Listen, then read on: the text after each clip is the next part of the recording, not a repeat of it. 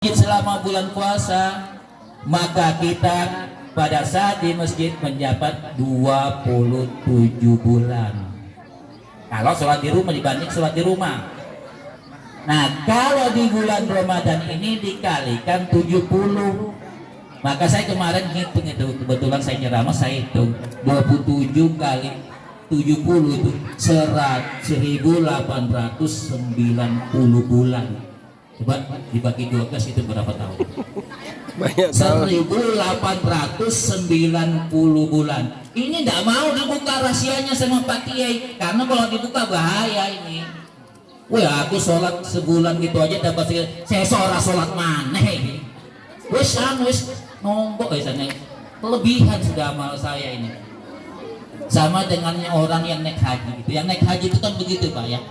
Karena di sana sudah 10.000 sama dengan 10.000 rakaat sholat di Mekah, akhirnya pulang haji banyak yang tidak mau sholat. Karena apa? Lebih luwe umurnya berapa? 1 bulan 140 sim, 27 dan 70 sekitar kurang lebih, kalau 10 sekitar 150.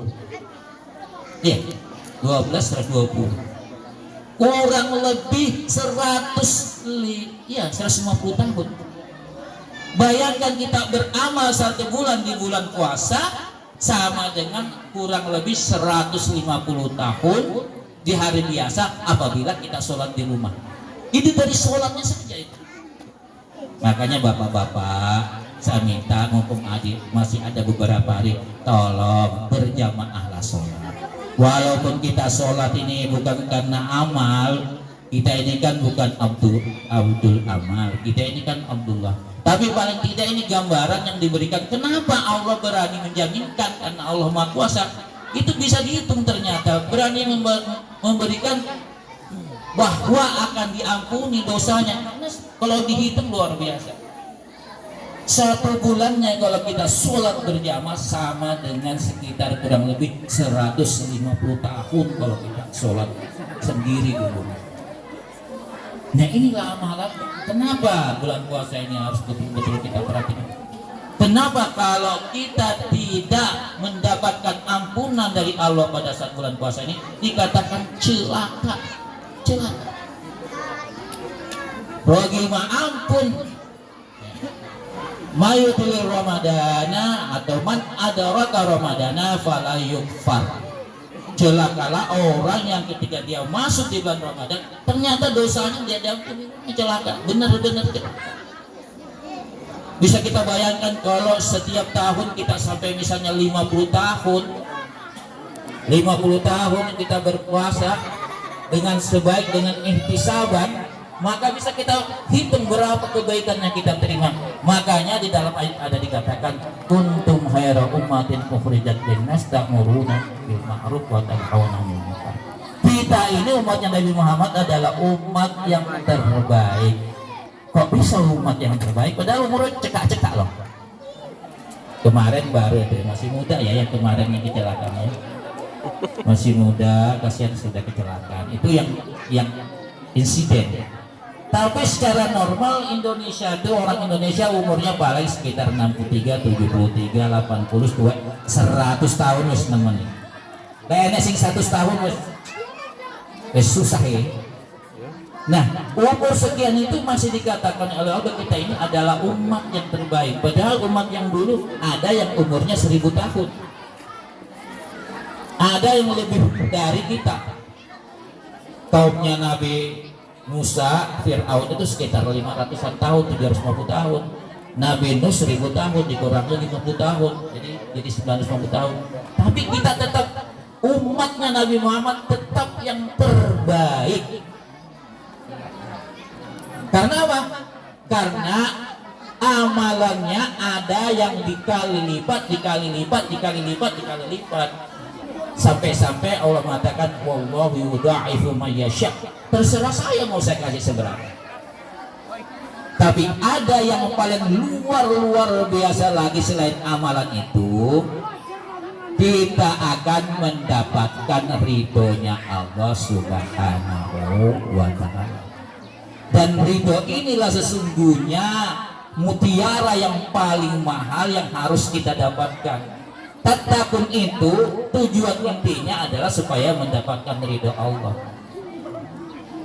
Makanya ketika Ibnu Attailah pengarang Al-Hikam itu, dia pernah kolam itu, saya sungguh heran orang-orang yang masih punya keinginan minta dunia macam-macam,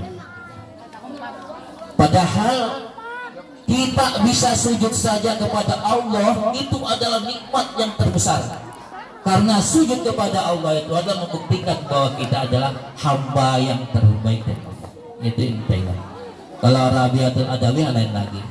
Ya Allah, seandainya ya Allah Engkau masukkan aku dalam neraka, tidak apa-apa. Yang penting Engkau meridaiku. Kayak aku rawani rek. Nunggu neraka ya. Jadi Rabiatul Adawi itu doanya, ya Allah, seandainya Engkau meridhoi aku ya Allah, biarkan aku masuk neraka, tidak apa-apa. Tapi kan secara logika kalau orang diridhoi tidak mungkin masuk neraka, pasti masuk. Jadi kita ini adalah Abdullah. Abdullah itu hamba Allah yang menghendaki kita bisa mendapatkan ridhonya Allah, bukan hamba. Walaupun kita paham dengan amalan-amalan bahwa pada bulan puasanya semua berlipat-lipat amalan kita, bukan itu yang kita cari, tapi yang kita cari, yang kita kehendaki, mudah-mudahan di sisa umur kita ini adalah bagaimana supaya umur kita berkah, kemudian bisa mendapatkan ridhonya Allah Subhanahu wa Ta'ala. Ini yang paling mahal, tidak bisa dibeli saking mahalnya ini. Kalau masih bisa dibayar 1 triliun itu masih murah. Apa-apa itu kalau masih bisa diduitin masih murah, kalau ada duit bisa dibayar. Tapi ridhonya Allah tidak ada bayarannya saking mahalnya sudah. Masya Allah. Nah kemudian yang kedua, tadi kan ada 3 kali dia amin amin. Yang kedua kata Rasulullah, ragima ampun man aman indah dzukirtu indaka lam yusolli. Celakalah orang yang ketika disebut namaku dia tidak bersolawat. Masya Allah, solawat ini adalah satu-satunya yang ibadah yang Allah sendiri melakukan, yang malaikat melakukan. Jadi jangan anggap remeh solawat. Jadi pada saat disebut Nabi Muhammad SAW, Allahumma sholli ala Muhammad, asal kita dengar sebutan Nabi Muhammad, kita harus mengucapkan sallallahu alaihi wasallam. Barik alaihi sallallahu alaihi. Ulama berbeda pendapat. Ada yang mengatakan yang pertama saja hukumnya wajib, yang kedua sudah sunnah. Ada yang mengatakan semuanya asal kita mendengar wajib hukumnya. Tapi pada saat kita berselawat itu luar biasa, karena malaikat akan memberi 10 kali lipat itu di hari biasa. Di hari Ramadan ini tambah dilipatkan lagi. Inilah satu-satu ibadah yang Allah Subhanahu wa Ta'ala juga ikut melakukan, yang malaikat melakukan. Kalau sholat kan Allah tidak sholat, puasa Allah tidak sholat, apalagi zakat Allah tidak zakat. Tapi kalau sholawat Allah sholawat. Innallaha wa malaikatahu yusholluna 'alan nabi ya ayyuhalladzina amanu shollu 'alaihi wa sallimu taslima. Allahumma shalli ala Muhammad. Selamat Pak, Allah dan malaikat. Lah kalau kita umatnya tidak sholawat, bos nemen ini nemen. Makanya dalam hadis dikatakan, dalam hadis lain dikatakan, orang yang paling pelit adalah orang yang ketika nama aku diucapkan dia tidak mau bersolawat.